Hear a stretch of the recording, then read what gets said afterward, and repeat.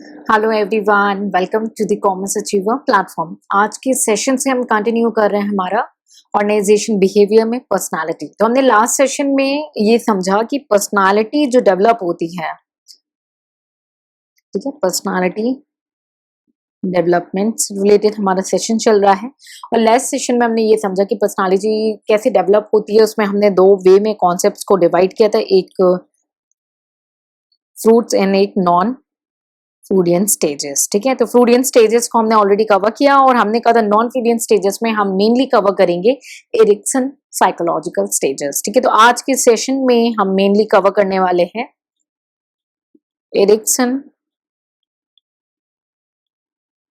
Psychological stages. ठीक है,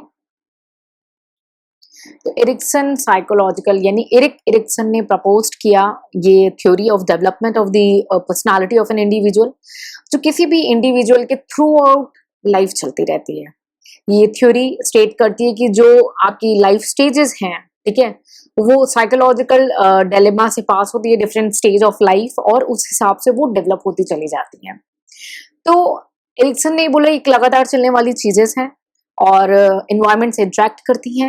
environment से इंटरेक्ट करने के बाद इसमें कई सारे चेंजेस भी आते हैं। ठीक है, तो मैंने आपको ऑलरेडी बताया था कि क्यों एक कम उम्र के बच्चे कई बार मेच्योर्ड हो जाते हैं, because of they took the responsibilities the environment they face in that particular situation. ठीक है, सो जो है कई क्रिटिसिज्म मिले फ्रूट की थ्योरी को, उसके बाद जो है नॉन फ्रूट स्टेजेस हमारे सामने आए।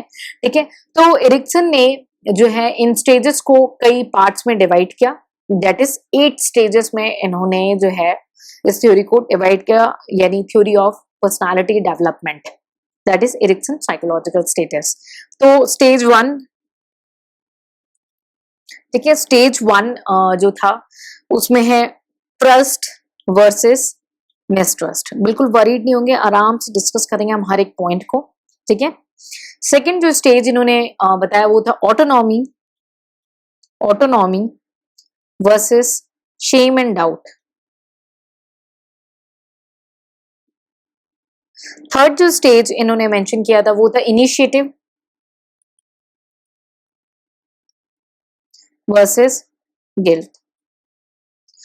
फोर्थ जो स्टेज था वो था इंडस्ट्री वर्सेस इंफीरियरिटी। ठीक है, फिफ्थ स्टेज इन्होंने कहा identity versus confusion. Six stage जो इन्होंने बताया वो था intimacy versus isolation. Seventh stage was generativity versus stagnation, and the last stage is, that is the eighth stage, is the integrity versus despair। तो एक तरीके से ना इन्होंने स्मार्ट प्ले कर लिया कि बाकी इन्होंने नोटिस किया कि फ्रूट के ये क्रिटिसिज्म आया है, तो इन्होंने डिवाइड तो लाइफ स्टेजेस में ही किया, लेकिन on the basis of interacting with the environment. तो सबसे पहले जो हम देखते हैं स्टेज, वो है trust versus mistrust, that is created at the age of infancy. ठीक है, जहां पे इन्फेंट जो है वो डिपेंड होता है अपने केयर गिवर्स, अपने पेरेंट्स के ऊपर। ठीक है, कि अगर वो जो केयर गिवर, बच्चा रोता है तो अगर वो केयर गिवर उसे तुरंत रिस्पॉन्ड करता है उस बच्चे की ओर, ठीक है, तो बच्चे को ये लगता है कि भाई दे आर टेकिंग केयर, तो इससे बच्चे का उनके ऊपर ट्रस्ट डेवलप होता है, यानी बच्चे के अंदर जो ट्रेट आते हैं, जो इन फीचर्स आते हैं उनकी पर्सनालिटी के अंदर, वो होता है ट्रस्ट का। ठीक है, तो इससे बच्चे के अंदर क्या डेवलप होता है, ट्रस्ट की फीलिंग डेवलप होती है। और यहीं पे अगर जो केयर गिवर है वो निग्लेक्ट करता है, ये डिले करता है, ठीक है, तो जो इन्फेंट ग्रो करता है वो इनसिक्योर ग्रो करता है। वो ये सीख चुका होता है कि उसे दूसरों के ऊपर ट्रस्ट नहीं करना, वो ये सीख चुका होता है कि वो दूसरों के साथ रिलाई करके अनसेफ होगा। ठीक है, सो इन्होंने भी उम्र वाइज ही डिवाइड किया, बट स्मार्टली क्या किया कि इंटरेक्ट कर दिया एनवायरमेंट के साथ। तो पहला था ट्रस्ट वर्सेस मिसट्रस्ट, जो कि हमने अंडरस्टैंड किया कि ये इन्फेंट स्टेज से डील कर रहे हैं। क्लियर? सेकेंड है हमारा autonomy versus shame and doubt, which is we can see at a toddler, ठीक है, एज अ टॉडलरहुड। इस फेज में जो यंग बच्चे होते हैं वो अपने इर्द गिर्द के लोगों को अंडरस्टैंड करने लगते हैं, उनको एक्सप्लोर करने लगते हैं, उनसे सीखने लगते हैं और उस एनवायरनमेंट के बारे में, उन जगहों के बारे में जहाँ पे वो रह रहे हैं, जिनके साथ वो खेलते हैं, वो सीखने लगते हैं। ठीक है, सो एक बेसिक स्किल डेवलप होते, बोलते हैं ना कि बच्चा बड़ा हो गया, अरे यार उनको क्या है, टॉयलेट की ट्रेनिंग दी जाती है, पी की ट्रेनिंग दी जाती है। सो गंदे से अरे तुमने पी अपनी पेंट में कर दी, तो बच्चा शेम में आ जाता है। And when you help them की learn and develop this like thing into them, तो उसके अंदर एक कॉन्फिडेंस आता है, तो वो इन्वायरमेंट को देख करके उसे कुछ स्किल क्रिएट करने पड़ते हैं। दैट्स अ टॉडलरहुड, है ना। इसमें बोला गया ऑटोनॉमी, यानी इस स्टेज पे जब केयर गिवर जो है वो एक सेफ बेस देते हैं बच्चे को, ठीक है, ताकि वो सेफ बेस से वो अपनी नजर से दुनिया को देख सके। ठीक है, और जब उस बच्चे को आजादी दे दी जाती है, उन्हें सिक्योर फील किया जाता है कि भाई चलो सुसु हो गई, कोई बात नहीं, पी हो गई बच्चे की, कोई बात नहीं बेटा, आप और प्रैक्टिस करो, आपको धीरे धीरे जब भी फीलिंग होगी, आपको लगता है आपको पी आ रही है, just go and set and try. तो आपने क्या किया, निगेटिव वाइब्रेंट नहीं किया, आपने पॉजिटिव वाइब्रेंट किया। That is an autonomy giving independence and feeling security in the mind of child. Clear. Next आता है शेम का। तो अगर जब केयर गिवर यहाँ पे डिस्करेज करता है बच्चे को, तो बच्चे के अंदर शर्म की भावना आ जाती है, शेम की फीलिंग आती है। ठीक है, तो इसे ये डेवलप होने लगता है बच्चे के मन में कि अब उसे इंडिपेंडेंस है, उसके अंदर जो सिक्योरिटी फीलिंग है तो वो वैसी फीलिंग लेके आता है, अदरवाइज वो शेम और खुद के ऊपर जो है सेल्फ डाउट करने लगता है। ठीक है, नेक्स्ट जो है इनिशिएटिव वर्सेस गिल्ट, इसको प्री स्कूल ईयर्स बोलते हैं। आप देख रहे हैं इन्होंने उम्र को तो डिवाइड किया, बट क्रिटिकली जब फ्रूट काफी क्रिटिसाइज्ड किए गए तो उस हिसाब से इन्होंने एनवायरनमेंट को इसमें इंटररिलेट किया। तो प्री स्कूल ईयर्स हैं जहाँ पे बच्चे अपना काम स्वयं करना शुरू कर देते हैं, अपने गोल्स को खुद पूरा करना शुरू कर देते हैं। तो पहला जो स्टेप इसमें मेंशन है इनिशिएटिव, जहाँ पे केयर गिवर्स जो हैं वो एक बच्चे को जो है नेच्योर करते हैं, चिल्ड्रन को लर्न कराते हैं that how to make these decision और अपने फ्यूचर को कैसे प्लान करना है। ठीक है, so that they can grow into the adult. ठीक है, और अगर जो इनिशिएटिव है उसके अंदर क्रिएट करते हैं, सो बच्चा पॉजिटिव फील करता है। और अगर यहीं पे बच्चे को क्रिटिसाइज किया जाता है, उन्हें गिल्ट किया जाता है कि तुम्हारे बस का कुछ नहीं यार, तुम तो सारा टाइम बचपन में खेलते रहते हो, तो तुमसे कुछ नहीं होगा। ठीक है, उनके लिए कोई सपनों की दुनिया नहीं बनाते, कोई डिजायर्स, कोई लिमिटेशंस एंड गोल्स नहीं बनाते। ठीक है, और जो है कंट्रोलिंग करते हैं। ठीक है, दैट मीन्स कि किसी और को देखो, वो बच्चा कितना अच्छा चल रहा है, वो अपना खुद कर रहा है, तुम अभी तक नहीं स्टार्ट किए। So this is like in like infer. ठीक है, सॉरी, गिल्ट क्रिएट करता है बच्चे के अंदर में, not infer, sorry, guilt create करता है बच्चे के अंदर में, बच्चे के अंदर में गिल्ट की भावना आने लगती है अपने से प्रति। ठीक है, fourth stage is industry versus infer, जो कि अर्ली स्कूल ईयर्स होता है, अर्ली स्कूल ईयर्स। ठीक है, अर्ली स्कूल ईयर्स यानी यहाँ पे बच्चे को जो है इंडिपेंडेंसी दे दी जाती है कि वो खुद से ग्रो करे। ठीक है, और अपने बारे में जाने। ठीक है, और कई बार तो बच्चे जो हैं they begin to compare themselves with the others to learn. ठीक है, सो यहाँ पे जो पहला कंटेक्स्ट है वो है इंडस्ट्री का, यानी जो चिल्ड्रन हैं वो अपने टारगेट्स को अकॉम्प्लिश करते हैं by comparing with the peers. ठीक है, और सेल्फ के अंदर कॉन्फिडेंस लेके आते हैं ताकि वो उसे डेवलप कर सके और एक प्राइड लेकर आते हैं। ठीक है, अब एक सेल्फ एस्टीम की भावना क्रिएट होती है, उन्होंने कुछ अचीव किया है बाकी इतने सारे बच्चों में, तो वो खुद में मोटिवेटेड फील करते हैं। तो that's an industry, that is revolutioning. ठीक है, और नेक्स्ट है इंफीरियरिटी। ठीक है, इंफीरियरिटी, तो चिल्ड्रन जब अचीव नहीं कर पाते अपने माइलस्टोन्स को, ठीक है, तो अपने ऊपर ही शक करने लगते हैं, यार मेरे बस का नहीं है। ठीक है, और उनको क्रिटिसाइज भी किया जा रहा है, कहीं ना कहीं से क्रिटिसाइज किया जाता है, तो उनके अंदर कौन सी फीलिंग आ जाती है, इंफीरियरिटी की फीलिंग आ जाती है। ठीक है, तो ये कहीं ना कहीं आपके जो पेरेंट्स हैं, टीचर्स हैं, नियर बाय लोग हैं, उनके थ्रू होता है। सो एनवायरमेंट का इम्पैक्ट पड़ रहा है बच्चे के ऊपर। ठीक है, नेक्स्ट है आइडेंटिटी वर्सेस रोल कंफ्यूजन, जो कि एडोलसेंट एज पे देखने को मिलता है। ठीक है, एडोलसेंट एज पे। ठीक है, यहाँ पे जनरली जो है जो टर्म है वो क्रिटिसाइज्ड है एज एन आइडेंटिटी क्राइसिस। ठीक है, और इस स्टेज पे जो एडोलसेंट का जो मेन गेल है कि मैं हूं कौन, हु एम आई। ठीक है, दे means they want to be their own role in the society. They want to be fit into some kind of role. यार मैं कर क्या रहा हूँ, मैं कर क्या रही हूँ, where am I, who am I, what I'm standing. ठीक है, so यहाँ पे आइडेंटिटी की बात आती है. तो अगर इस स्टेज पे सक्सेस चाहिए तो एडोलसेंट को कुछ ना कुछ सेल्फ का डेवलप करना पड़ता है. They need to determine their priorities in the life. Like उन्हें एकेडमिक लाइफ में उन्हें क्या करना है, करियर कैसे बनाना है, कैसे ग्रो करना है. ठीक है, they need to set to goal about themselves and try to work on that. They create their own values. ठीक है, और अगर यही जो एडोलसेंट हैं उन्हें अपने बारे में ज्यादा जानकारी नहीं है तो वो स्ट्रगल करते रहते हैं. आप देख, मैं हमेशा स्टूडेंट्स को ये बोलती हूँ, ग्रेजुएशन जो आप लेवल है आपका, कि पीक सीजन है. क्लास 8 से लेके ग्रेजुएशन तक इज अ पीक सीजन. जिसने ये संभाला वो बहुत कुछ कर जाएगा, जिसने ये पीरियड नहीं संभाला वो खत्म हो जाएगा. और ये है जनरली 6 टू ग्रेजुएशन होता है, but more of the area में आप 8 टू ग्रेजुएशन भी ले लें, दैट्स वर्क, है ना. सो इसमें क्या होगा, अगर एडोलसेंट को यही नहीं पता कि उसके सपने क्या है, उसके अंदर क्षमता क्या है करने की, क्या वो कर सकते हैं, तो वो स्ट्रगल करते रह जाते हैं.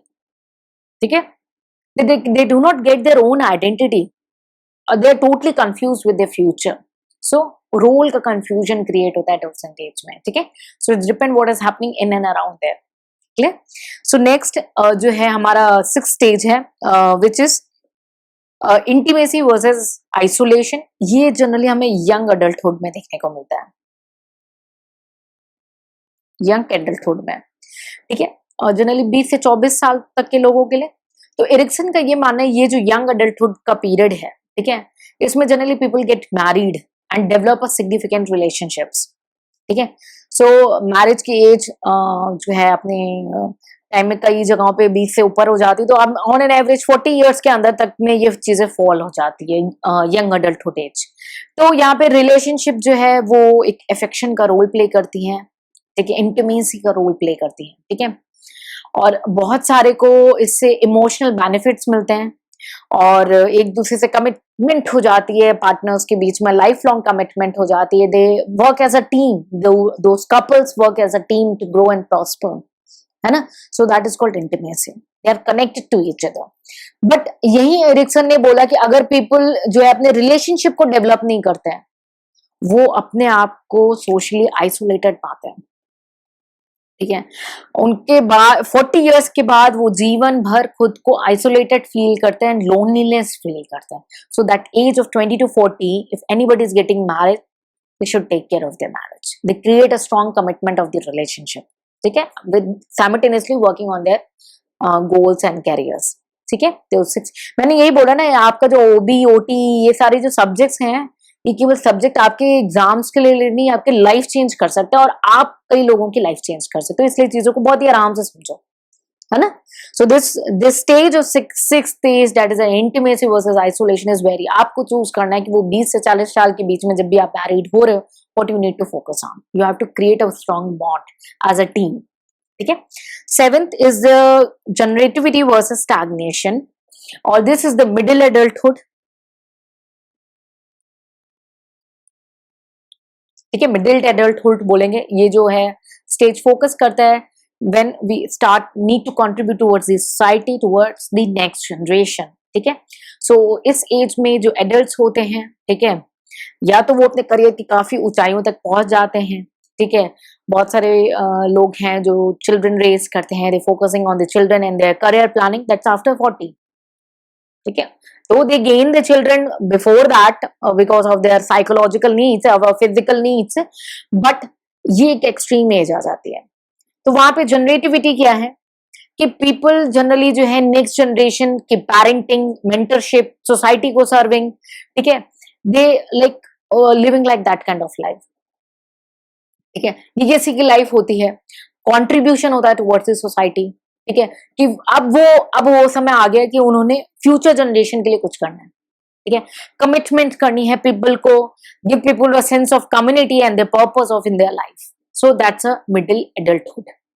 ठीक है, तो मिडिल एडल्टहुड में ये था हमारा जनरेशन. और यहीं पर अगर स्टैग्नेशन की बात करें तो कुछ पीपल जो है दे हैव नो इम्पैक्ट. बस जीवन इसीलिए उन्होंने मान के रखा है कि वो पैदा हुए हैं मरने के लिए. उन्हें कुछ करके नहीं जाना सोसाइटी में, किसी के लिए कुछ नहीं करके जाना. फैमिली के लिए तो जानवर भी कर लेते हैं। What you are doing for your society, for your country, for the humanity, ठीक है।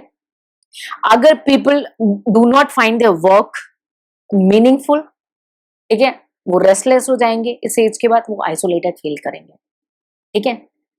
वो सोच रहे होंगे कि वो पीक पे होते अगर उन्होंने ये किया होता, but their life is on a worst stage of the future, clear. And the last is integrity versus despair, which is the late adulthood.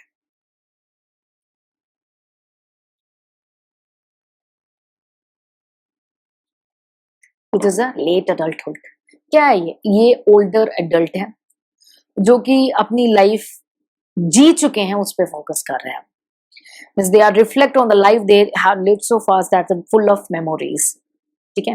सो इसमें दो वर्ड्स को हम डिस्कस करेंगे। ईगो इंटीग्रिटी, यहाँ पे जो कि अपनी लाइफ से काफी फुलफिलिंग है, ठीक है, bye their life they can face the death and ageing proudly, मतलब उन्हें गर्व है कि उन्होंने जो जिया वो अच्छा जिया। और नेक्स्ट है डिसअपियर, जहाँ पे people have a full of regrets and disappointments and they fall into the disappear that काश ये किया होता, काश ये कर लिया होता, ठीक है। बहुत ही अच्छी थ्योरी आपने ये पढ़ ली, एरिक्सन साइकोलॉजिकल स्टेजेस, जो भी इन्होंने बताया, but it's life changing, it's a motivational if you see, if nobody can see they can not see any time, ठीक है। तो लेकिन इनका भी जो व्यू था काफी लिमिटेड व्यू था towards the human development and personality development. बहुत ज्यादा ही चाइल्डहुड पे फोकस कर लिया, आपने नोटिस किया होगा, जितना कि उन्होंने एडल्टहुड पे नहीं, क्योंकि चाइल्ड पे देखो उन्होंने कितने दिए, infant, toddler, preschool, early school. Adult पे इन्होंने दो ही स्टेज दी, adult and young adult. Middle adult, late adult तो आपका समझिए, मतलब यंगस्टर एज पे ज्यादा फोकस इन्होंने नहीं किया, एडल्टहुड पे ज्यादा फोकस नहीं किया। और इन्होंने ये भी बता दिया कि जो पर्सन की आइडेंटिटी है they can be change at the adulthood, ठीक है, मीन्स एडल्टसन स्टेज के बाद। बट जनरली ऐसे देखने को नहीं मिलता है, बहुत स्पेकुलेटिव बात हो जाती है, बोलते हैं ना अब उम्र हो गई अब कहाँ बदलेंगे, ठीक है। और इरिक्शन का ये भी फोकस था टू मच ऑन दी, कि इन्होंने ये सारी जो बातें बोली हैं वो एक स्पेकुलेशन के फॉर्म में बोली हैं instead of their statistical data, ठीक है। ही ऑल्सो एग्रीड कि जो फ्रूट का पर्सनालिटी डेवलपमेंट था विद द जेंडर वो बायोलॉजिकली होता है, ठीक है। और ह्यूमन का जो डेवलपमेंट है वो डिफर होता है by the way of gender. So these are few limitations which is outcome as with this theory of Erikson, ठीक है। So I hope this psychological stages are clear and it's very interesting stages I just gone through. I gone through a lot of theories. कई बार कुछ ऐसी theories होती है they can take you on the stage of life, on the stage of serving towards the society, what you are doing, क्या कर रहे हो। 90% of people spending their time in partying and all, not always do that. Your life is deserving to enjoy. मैं कहती हूँ, मेरे student बोलते हैं मैम आप बोलती है पढ़ो पढ़ो हर वक्त, अरे एग्जाम के दूसरे दिन के एग्जाम जिस दिन देकर आओ उस दिन से पार्टी कर सकते हो until you get the result, but till then put your anything set off, क्योंकि आपके साथ साथ बहुत लोग आपके इर्द गिर्द हैं जो आपके लिए कॉम्प्रोमाइजेस कर रहे हैं, आपका उसका एहसास नहीं रह जाता, बट दे आर डूइंग, ठीक है। So I hope I help you to understand today's theory of the Erikson psychological stages, and I hope I help you to understand the personality development. Kindly keep revising within 24 hours and as quickly as possible these theories, and keep reading and happy learning. See you in the next session with more on personality. Till then, take care. Bye bye.